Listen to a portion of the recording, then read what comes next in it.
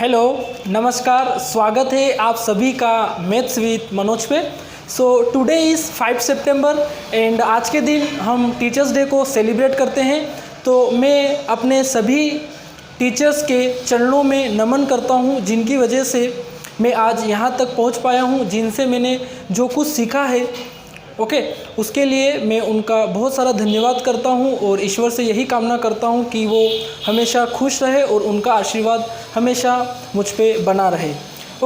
आज का जो टॉपिक है वो टॉपिक थोड़ा आपको ये बताने के लिए है कि हमें 12th मैथ्स में 95 प्लस अबव मार्क्स कैसे स्कोर करना है। तो अभी तक हम जो अपनी क्लासेस रन कर रहे हैं डेली बेसिस पे, उसमें हम अभी तक chapter 3, chapter 4, chapter 5 and chapter 2 complete कर चुके हैं। तो अब हमें यहाँ से थोड़ा डायरेक्शन थोड़ा सा बढ़ाना होगा, थोड़े से हमें रिसोर्सेज बढ़ाने होंगे और हमें ये सोचना होगा कि अब हमारे 4 चैप्टर कंप्लीट हो चुके हैं, हमें इनका रिवीजन भी कैसे करना है, जो नेक्स्ट चैप्टर आएंगे उनको भी कैसे कवर करना है और हमें दूसरे सोर्स भी कैसे देखना है। और मैं आज आपको ये बताऊंगा कि हम 95 प्लस अबव मार्क्स कैसे स्कोर कर सकते हैं। तो स्टार्ट करते हैं। कुछ 10 पॉइंट्स मैंने जो लिखे हैं, इनकी हेल्प से हम समझेंगे कि हम कैसे अपने स्कोर को इंक्रीज कर सकते हैं। जो आपका एनसीईआरटी का जो पेपर होता है ना, जो सीबीएसई है ना, जो सीबीएसई जो पेपर कंडक्ट करता है एनसीईआरटी से, वो आपका जो सब्जेक्टिव पेपर होता है वो 80 मार्क्स का पेपर होता है। 80 मार्क्स का आपका पेपर होता है और 20 मार्क्स आपका स्कूल प्रोवाइड करता है। मैं अभी पॉइंट नंबर 1 को एक्सप्लेन कर रहा हूँ, आपको समझना मेरी बात को।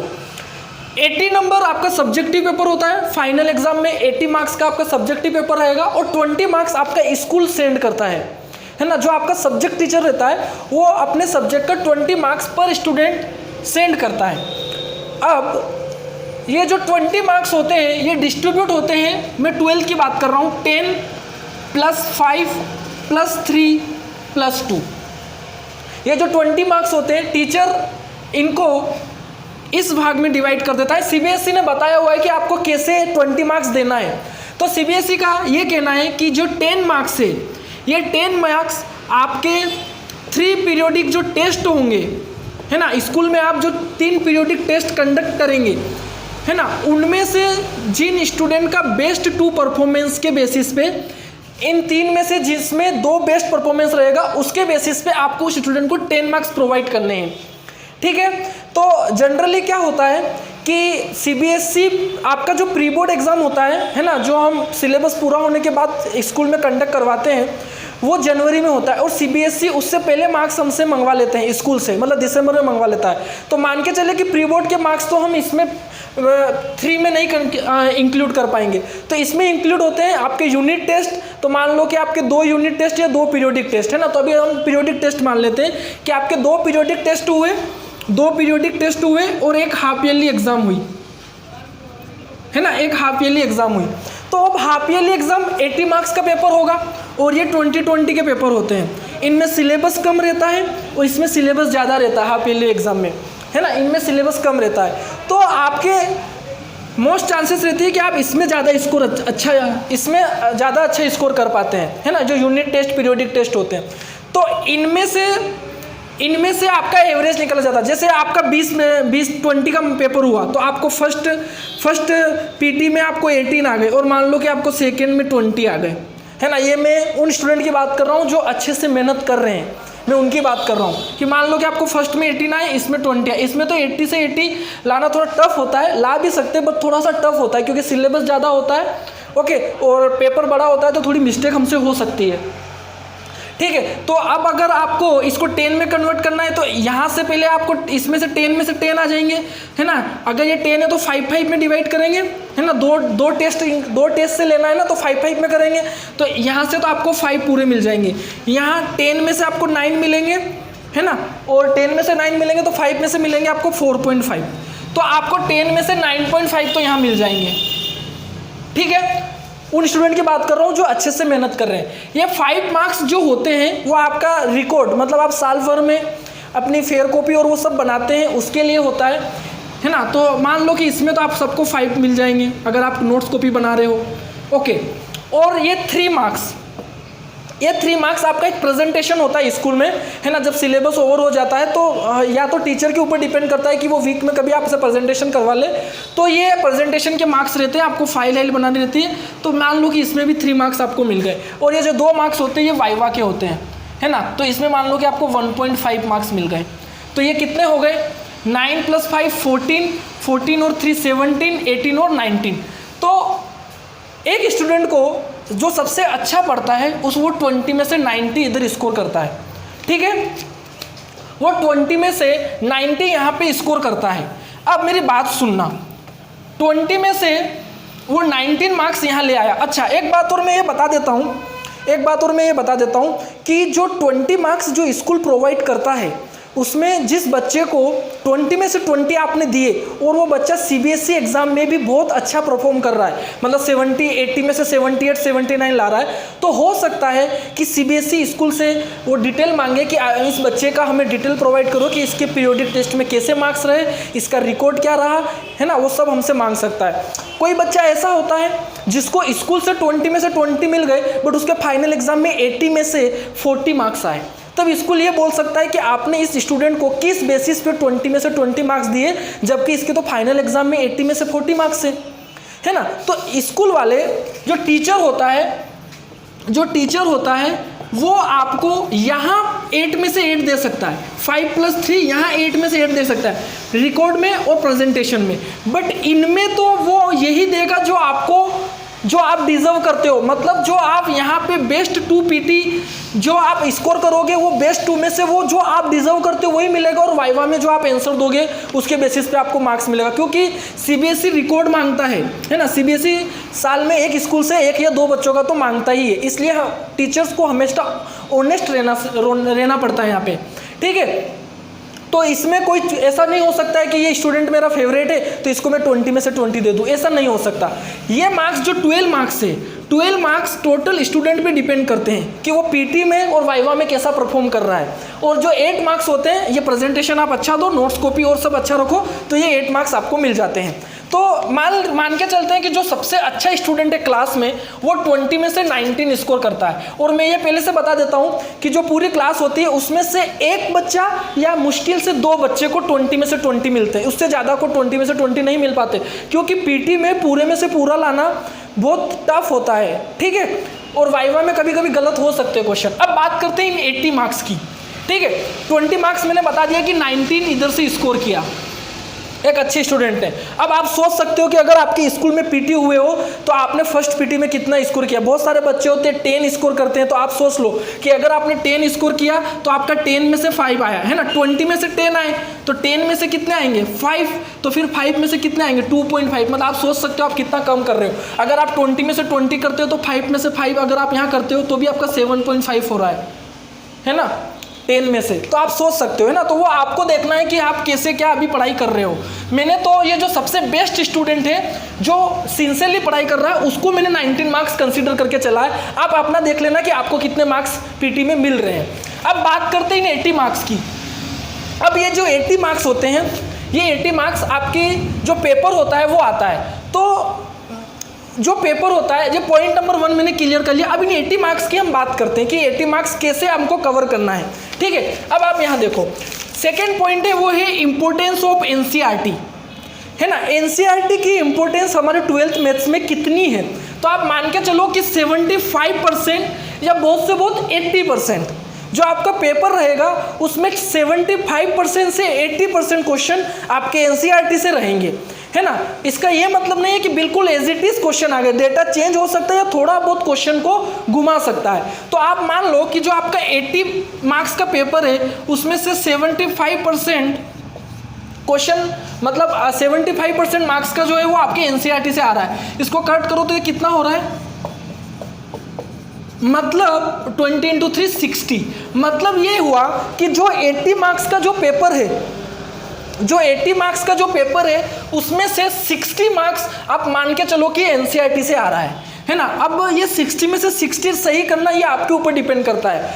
है ना। अब ऐसा नहीं है कि सारे के सारे question as it is question जो बुक में दिए हुए हैं वो आ जाए, कुछ थोड़ा बहुत चेंज हो सकता है।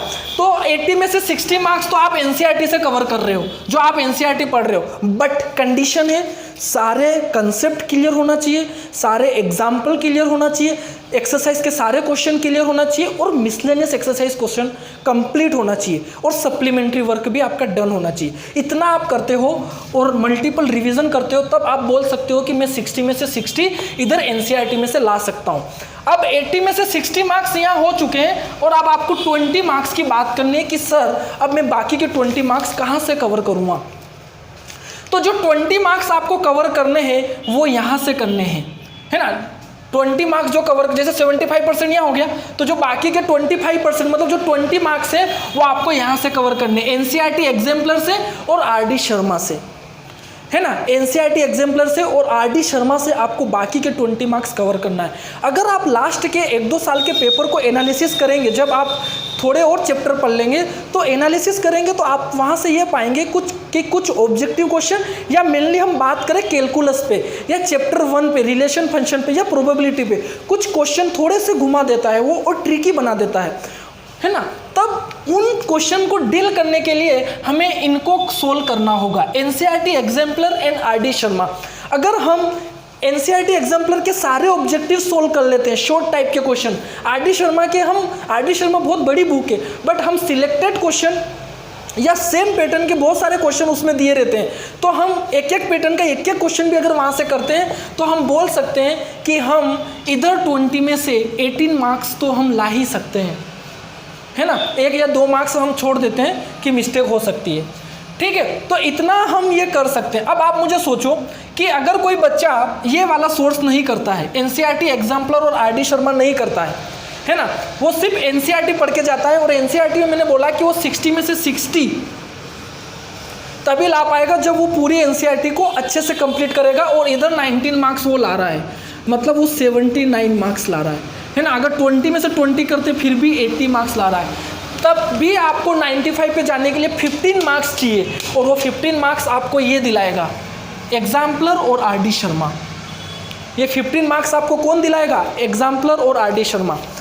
आपकी प्रिपरेशन को और अच्छा बनाते हैं टेस्ट सीरीज, है ना। टेस्ट सीरीज आपकी प्रिपरेशन को और अच्छा से बना देते हैं, और आपकी स्पीड बढ़ती है क्वेश्चंस को सोल्व करते टाइम, और क्वेश्चन के अंडरस्टैंडिंग लेवल भी आपका बढ़ता है जब आप मल्टीपल टेस्ट देते हैं, है ना। तो टेस्ट सीरीज के लिए आप कहीं से भी ज्वाइन कर सकते हैं, है ना। आपका ये रहना चाहिए कि जब मेरा सिलेबस कंप्लीट हो जाए, देखो स्कूल में तो एक प्री बोर्ड होती है तो आप एक फुल सिलेबस दे पाओगे क्या? आप एक फुल सिलेबस देख के आप अपनी मेन एग्जाम दे सकते हो क्या? नहीं दे सकते। कम से कम आपको 5 to 6 फुल सिलेबस टेस्ट देना चाहिए, और जब आपका सिलेबस चलता रहता है तब एक एक टेस्ट 1 चैप्टर का, मतलब पर चैप्टर का एक एक टेस्ट आपको देना चाहिए, ठीक है। तो टेस्ट सीरीज़ की इम्पोर्टेंस बहुत ज़्यादा है आपके यहाँ पे, और फुल सिलेबस टेस्ट की बहुत ज़्यादा है। जब आपका सिलेबस हो जाता है तो कम से कम आपको 5 to 6 फुल सिलेबस टेस्ट देना ही है, तब आप अपनी गलतियों को समझ पाएंगे, आपका टाइम मैनेजमेंट, आप ये बता पाएंगे कि मैं किस टॉपिक में मुझे ज़्यादा टाइम लग रहा है तो उस टॉपिक को मुझे रिवाइज करना है, तो वो सारा एनालिसिस आप लास्ट टाइम में टेस्ट सीरीज से देख सकते हैं। तो इम्पोर्टेंस ऑफ टेस्ट सीरीज बहुत ज़्यादा है ना। आप अपनी परफॉर्मेंस को यहाँ से एनालिसिस कर पाएंगे, तो ये बहुत ज़्यादा है ना टेस्ट सीरीज़ की बात। अब आप कोई भी टेस्ट सीरीज़ ज्वाइन कर सकते हो, वो टोटल आप पे डिपेंड करता है। अब बात करते हैं शॉर्ट नोट्स की। शॉर्ट नोट्स एक बहुत इंपॉर्टेंट रोल प्ले करते हैं आपकी प्रिपरेशन में।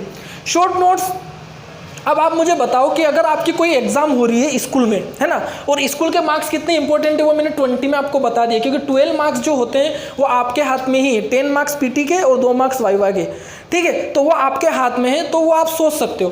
तो अब आप एक दिन में पूरी मैथ्स कैसे पढ़ेंगे? 2 बुक है आपके पास। उस कंडीशन में आपका शॉर्ट नोट्स आपकी बहुत हेल्प करते हैं कंसेप्ट को रिवाइज करने में, और आप टिक करके रखें। जब आप देखो, अभी आपको जब टीचर पढ़ाते हैं तो आप हमेशा जब एक्सरसाइज सोल्व करते हैं या टीचर कभी बोलता है कि ये क्वेश्चन इंपॉर्टेंट है, या अगर टीचर ने आपको होमवर्क दिया और कोई क्वेश्चन आपसे नहीं हुआ तो आप वहाँ टिक करके रखो कि जब इस क्वेश्चन को मैं ट्राई कर रहा था तो मुझसे ये क्वेश्चन नहीं हुआ, तो जब भी मैं इस चैप्टर को रिवाइज करूँगा तो इस क्वेश्चन को मुझे एक बार और सोल्व करना है। ऐसे आपको कुछ सिलेक्टेड क्वेश्चन जिनमें आपको प्रॉब्लम होती है उन्हें टिक करके रखना है, ताकि आप आगे जब रिवाइज करें तब आप उनको फिर से रिवाइज कर पाएँ और सोल्व कर पाएँ। Okay, sorry. तो शॉर्ट नोट्स की इंपॉर्टेंस भी बहुत ज़्यादा है यहाँ पे। अब बात करते हैं लिमिटेड सोर्सेस की, है ना। लिमिटेड सोर्सेस, एक स्टूडेंट सबसे ज़्यादा कंफ्यूज तब होता है जब वो एक टाइम पे 2 या 3 टीचर को फॉलो करता है। देखो अभी पेंडेमिक का टाइम है, तो सारा जो स्कूल है, जो सारी क्लासेस है, वो सब ऑनलाइन आ चुकी है। तो इस कंडीशन में बस मेरा आपसे इतना ही कहना है कि आप एक सब्जेक्ट के लिए एक टीचर को फॉलो करें। अगर आप एक से ज़्यादा टीचर को फॉलो कर रहे हैं देन ये डेफिनेटली है कि आपको कन्फ्यूज़न क्रिएट होगा at the end of chapter.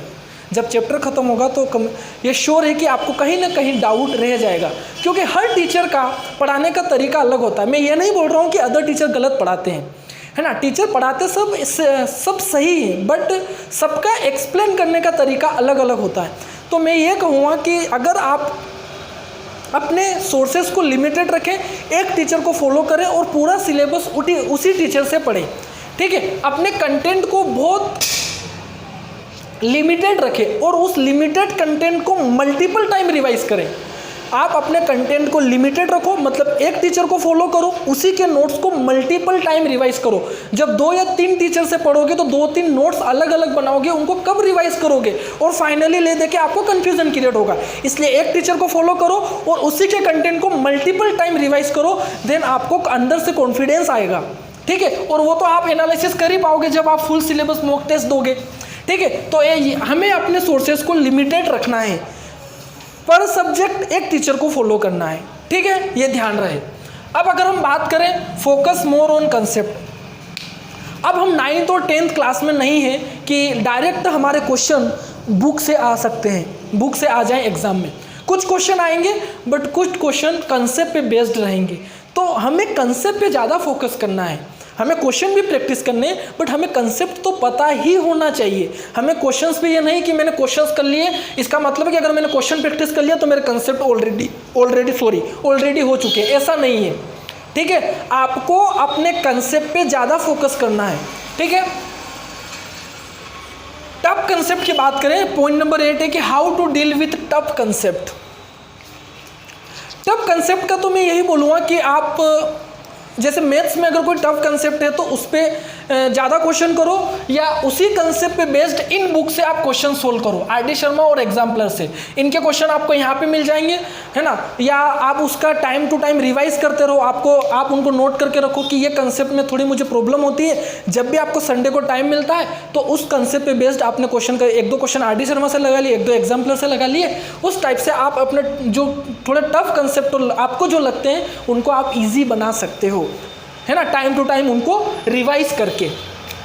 Time management, है ना, और अर्ली मॉर्निंग स्टडी मैंने बोल दिया है। मैंने ये इसलिए बोला है कि जो हम रात में सो के जब सुबह जल्दी उठते हैं, है ना, जब भी हम सो के उठते हैं तो हमारा माइंड एकदम से फ्रेश रहता है। तो आपका हमेशा ये रहना चाहिए कि जब हम सो के उठें तो जो हम सुबह सुबह जो पढ़ाई करते हैं उस टाइम हमें जो सब्जेक्ट थोड़ा टफ लगता है उसको हम पहले पढ़ने की कोशिश करें, क्योंकि उस टाइम माइंड थोड़ा फ्रेश रहता है हमारा सोने से उठने के बाद, तो हम चीज़ों को आसानी से ग्रैब कर सकते हैं, ठीक है। तो ये आपके ऊपर टोटली आपके ऊपर डिपेंड करता है। वैसे मुझे मैं जब पढ़ता था तो मुझे ये टाइम सबसे बेस्ट रहता था मॉर्निंग में पढ़ने का। रात को जल्दी सो और सुबह जल्दी उठ के पढ़ाई करो, ठीक है। टाइम मैनेजमेंट टोटल आप पे डिपेंड करता है ना। आपके 3 स्लॉट होना चाहिए, एक सुबह का स्लॉट होना चाहिए, एक दिन में होना चाहिए और एक रात में होना चाहिए। अगर आप रात में जल्दी सोते हैं तो आप शाम का एक स्लॉट बनाइए, है ना, और उनको फॉलो कीजिए। अब आपको ऐसा नहीं है कि एक ही सब्जेक्ट को पढ़ना है, पर सब्जेक्ट आपको अपने टाइम को डिवाइड करना है और उसके अकॉर्डिंग आपको पढ़ाई करनी है, ये आपको ध्यान रखना है। और सोशल मीडिया, देखो अभी तो मैं ये बोलता हूँ आपसे कि अभी जो पेंडेमिक का टाइम चल रहा है इसमें जो सारी जो पढ़ाई हो रही है वो ऑनलाइन हो रही है, बट इसमें हम कहीं ना कहीं खो जाते हैं और अपना बहुत सारा टाइम वेस्ट कर देते हैं। तो आपके लिए जो अभी यूज़फुल है वो, अगर आप स्कूल में हैं तो स्कूल में तो आपको जो सोर्स मिलते हैं वो व्हाट्सअप के थ्रू मिलते हैं। तो एक तो आपके लिए व्हाट्सअप कंपलसरी और एक यूट्यूब है ना। इसके अलावा इंस्टाग्राम और फेसबुक अभी आपके लिए कोई ज़रूरत की नहीं है। तो मेरा आपसे इतना ही कहना है कि या तो आप उनको बहुत कम कर दीजिए, या आप जब अपना टाइम टेबल बनाते हैं तो उसमें 30 मिनट उनके लिए अलग से दे दीजिए कि इन 30 मिनट बस मैं कभी इंस्टाग्राम और फेसबुक ओपन करूँगा, इसके अलावा मैं इनको कभी 24 आवर्स में ओपन नहीं करूँगा। या सबसे बेस्ट होगा कि अभी सितंबर, अक्टूबर, नवंबर, दिसंबर, जनवरी, फरवरी 5 to 6 मंथ आप इनको अनइंस्टॉल कर दीजिए।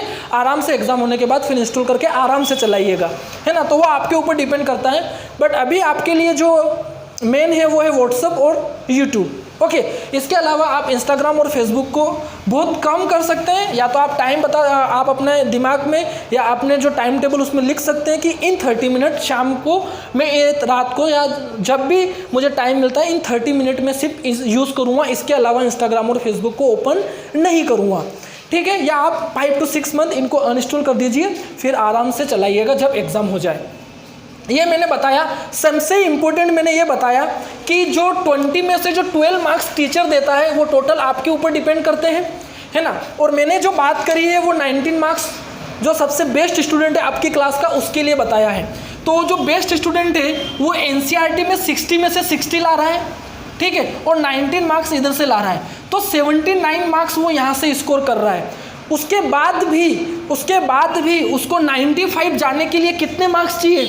16 मार्क्स चाहिए। 95 पहुंचने के लिए 16 मार्क्स चाहिए। वो 16 मार्क्स उसको टेस्ट सीरीज और ये रेफरेंस बुक दिलाएगी, एग्जाम्पलर और RD शर्मा। उसको देखो 80 मार्क्स आप स्कूल का प्लस करके और NCERT से ला सकते हैं। बट अगर आपको फिर 95 क्रॉस होना है, 90 से अबाउ जाना है, देन आपको इनको फॉलो करना ही होगा, एग्जाम्पलर, RD शर्मा और टेस्ट सीरीज़ आपकी प्रिपरेशन को बहुत अच्छे से बता सकता है और आप अपनी गलतियों को उसमें समझ पाते हैं। तो ये दो बहुत इम्पोर्टेंट है ना, टेस्ट सीरीज़ के और ये, ठीक है। तो अगर आप इनको करते हैं देन डेफिनेटली आप देखो 79 आपके हो चुके हैं। अगर आप इन दोनों को करते हैं, फुल सिलेबस टेस्ट देते हैं 5 to 6 और इन बुक्स को आप कर लेते हैं, मैं ये नहीं बोल रहा हूँ कि RD शर्मा आपको पूरी करनी है ना, हर टॉपिक से एक दो क्वेश्चन करने हैं, तब आप 95 से अबाउ डेफिनेटली स्कोर कर सकते हैं, ठीक है। तो ये जो मैंने लास्ट में 2-3 सालों में जो ऑब्ज़र्व किया है और वहाँ से जो 10 पॉइंट्स मैंने जो निकाले हैं वहाँ से मैंने आपको बताने की कोशिश की है। आप इनको अगर फॉलो करते हैं, है ना, सीरियसली अगर आप इनको फॉलो करते हैं तो डेफिनेटली आपका जो फाइनल रिजल्ट आएगा आप उसमें मैथ्स में 95 प्लस आराम से स्कोर कर सकते हैं। और ये 95 प्लस 100 में से 100 कन्वर्ट हो सकते हैं। मैं फिर से बोल रहा हूँ कि टीचर्स 1 या 2 स्टूडेंट को 20 में से 20 सेंड करता है ना, जो बहुत अच्छा परफॉर्म करता है यूटी और वाइवा में, उसको 20 में से 20 दे सकता है। और CBSE जब मांगता है तो वो रिकॉर्ड देने में कोई प्रॉब्लम ही नहीं है, क्योंकि बच्चे ने PT और वाइवा में बहुत अच्छा परफॉर्म किया है तो वो देता है। अगर वो 20 में से 20 60 इधर करता है और इन बुक्स को अच्छे से करता है और टेस्ट सीरीज देता है, डेफिनेटली वो 95 से ऊपर 99, 99 और 100 भी वो स्कोर कर सकता है, ठीक है। तो ये मेरा एक्सपीरियंस है जो मैंने आपको बताया लास्ट के 2-3 सालों में, जो मैंने बच्चों को पढ़ाया है और वहाँ से मुझे जो समझ में आया है उसके बेसिस पे मैंने आपको बताने की कोशिश की है। आपके लिए इसमें से क्या आपके लिए हेल्पफुल है और अभी तक आप क्या मिस्टेक्स करते आ रहे हो और अभी तक आपके माइंड में क्या गलत फहमी है, वो आप यहाँ से समझ सकते हैं और फिर आप अपने आगे का डिसीज़न लीजिए। ओके, तो ये वीडियो मेरा बस बनाने का एक ही मकसद था कि अगर कोई बच्चा 95 प्लस मार्क्स लाने की सोच रहा है मैथ सब्जेक्ट में, देन उसको क्या क्या करना चाहिए अभी से, ठीक है। तो ये मैंने कोशिश की है यहाँ पे आपको बहुत अच्छे से बताने की। और एक बात और मैं बता देता हूँ कि जो 12th के और जो 10th के परसेंटेज होते हैं वो आपके बहुत इंपॉर्टेंट होते हैं। जब भी आप कहीं पे ग्रेजुएशन के बाद प्लेसमेंट में बैठते हैं तो बहुत सारी कंपनीज परसेंटेज के बेसिस पे आपको रिक्रूट कर लेती है, जैसे 80% पे बेस पे डायरेक्ट इंटरव्यू, तो वो सब भी आगे आपको काम आता है। तो 12th के परसेंटेज और 10th के परसेंटेज बहुत मैटर करते हैं आपके लिए, तो आप थोड़ा सीरियस रहें, ओके, और अपनी प्रिपरेशन को और अच्छे से यहाँ से समझने के बाद करें। ओके, तो मिलते हैं नेक्स्ट वीडियो में, तब तक अपना ध्यान रखें और हमेशा खुश रहें। Okay, bye.